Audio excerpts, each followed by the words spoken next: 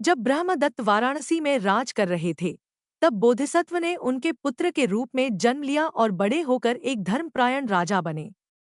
राजा का अपने राजपुरोहित के साथ पासे खेलने का शौक था। राजा अक्सर यह कहकर बाजी जीतते थे कि यह प्रकृति का नियम है कि नदियां टेढ़ी-मेढ़ी बहती हैं, वृक्ष अपनी जाति के अनुसार बढ़ते हैं और सभी स्त्रियां अवसर मिलने पर दुराचार करती हैं। राजा की इस अटल सत्य घोषणा के कारण पुरोहित हमेशा हार जाता था। हार से तंग आकर पुरोहित ने यह सिद्ध करने का फैसला किया कि सभी स्त्रियां दुराचारी नहीं होती। उसने एक गर्भवती निर्धन महिला को खोजा और बच्चे के जन्म के बाद उसे पालने के लिए पैसे दिए, यह जानते हुए कि वह एक लड़की को जन्म देगी। जन्म के बाद उसने उस बच्ची को अपने घर के एक बंद कमरे में रखा।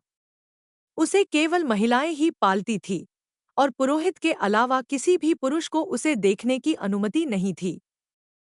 जब वह बड़ी हुई, तो पुरोहित ने उससे विवाह कर लिया, इस विश्वास के साथ कि वह ही एकमात्र सच्चरित्र स्त्री है जो राजा के सत्यवचन को झुठला देगी।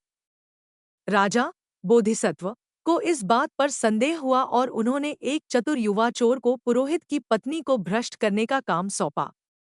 चोर ने राजा के पैसों से पुरोहित के घर के पास एक फूलों और इत्र की दुकान खोली। पुरोहित की पत्नी की दासी हर दिन वहां से सामान लेने आती थी। चोर ने उस दासी को अपनी मां बनाकर उपहारों से खुश करके और अंततः अपनी चतुराई से फूलों की टोकरी में छिपकर पुरोहित की पत्नी के कमरे तक पहुंच गया। इस प्रकार अत्यधिक सुरक्षा और अलगाव के बावजूद पुरोहित की पत्नी ने भी अंततः दुराचार किया।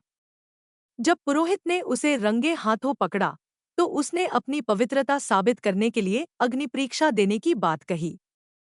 लेकिन अग्निपरीक्षा के लिए जाते समय उसने राजा के सत्यवचन को झुठलाने के लिए झूठी कसम खाई और कहा कि उसके पति के अलावा किसी पुरुष ने उसे नहीं छुआ है।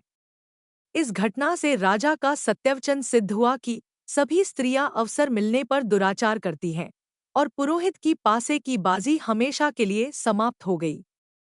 इस जातक कथा की मुख्य शिक्षा यह है कि महिलाओं के चरित्र पर विश्वास करना खतरे से खाली नहीं है, भले ही उन्हें कितनी ही सुरक्षा में रखा जाए।